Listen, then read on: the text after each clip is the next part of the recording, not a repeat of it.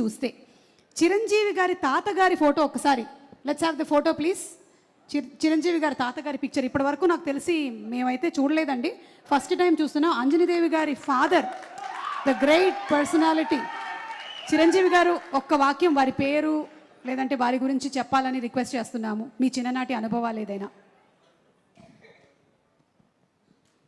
మా అమ్మగారి తండ్రి గారు రాధాకృష్ణ నాయుడు.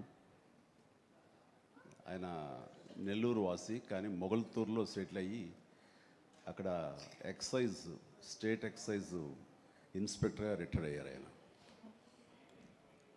అండ్ ఆయన నీకు ఎవరు పోలికలైనా ఎవరి బుద్ధి అని రావచ్చు, కానీ ఆయన బుద్ధులు మాత్రం రాకూడదురా అనేవాళ్ళు. ఎందుకంటే ఆయన రసికుడు.